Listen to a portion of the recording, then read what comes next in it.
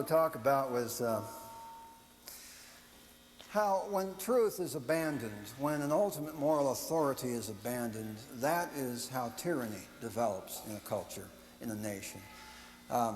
This has been demonstrated so many times. Let me just draw an illustration for you. Let's imagine, I call this the playground parable, okay? Playground parable.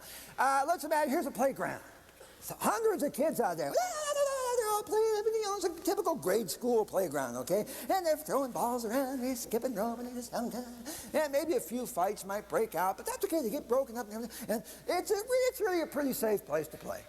Pretty orderly for a playground anyway. One of the reasons, folks, right on the edge of the playground, there's a big old sign that says, playground rules. No hitting, no shoving, no spitting on the girls, share the equipment, all that kind of thing, you know. Share the toys. Now, that's really nice, but why do the kids even obey those rules? Because of Mrs. Kravitz. Mrs. Kravitz has her clipboard and her whistle and her pink slips and all this. And if you transgress those laws, then there's going to be a certain authority brought into play here.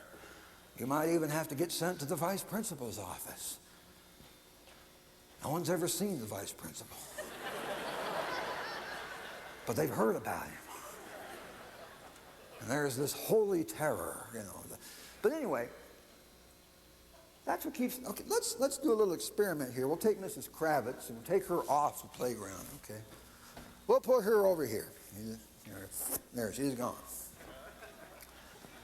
Now the kids continue to obey the rules and they play according to the traditions they've always been handed down and all this kind of thing. But after a while, you know, maybe little Bobby, he likes playing with this ball.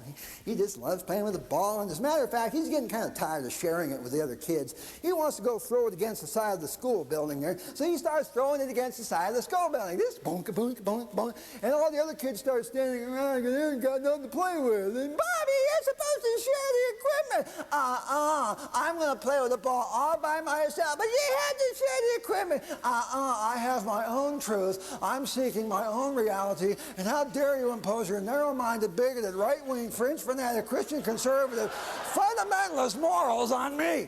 So he's going away. But look at here, the rules say you have to share the equipment. Oh yeah, well that's just too bad. And after a while, some of the kids start figuring out, you know what? Bobby's just doing that, and he's getting away with it. Why do I have to share the jump rope? So they start grabbing the jump rope. And then the other kids, they start spitting on the girls. Yeah, I like that. I get to spit on the girls.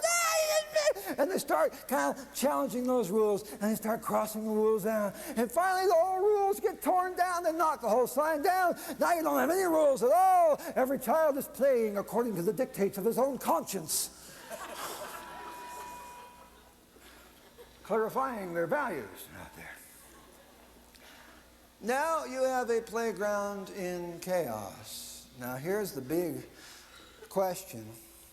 On a playground like that, which child's will is going to become law? You got it. The strongest, the biggest, meanest, toughest kid. This has been repeated again and again throughout the history of mankind. When a nation loses its grip on moral absolutes, then the rules are made by whoever can rally the most votes, gain the most political power, buy the most TV time for commercials, gather the most marchers, shout the loudest, you name it. Hitler did it, Mao did it, Pol Pot did it. During the French Revolution, Robespierre did it.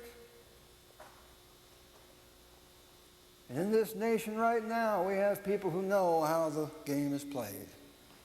They know how power works, and they know how vitally important it is to eradicate the idea that there is an ultimate moral authority, that there is a fixed point of reference.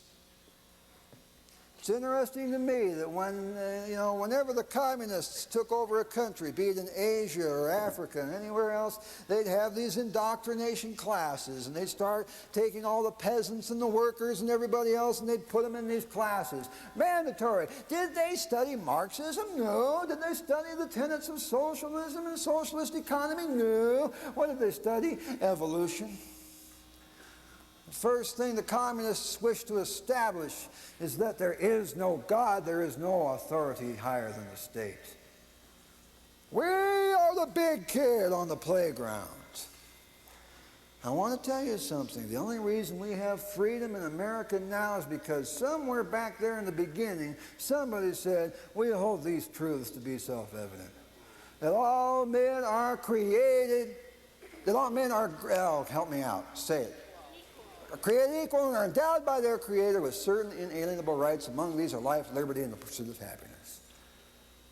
The whole idea of liberty and democracy is founded on the idea that there is a just and moral God calling the shots. When you lose that, you as a nation are in big trouble.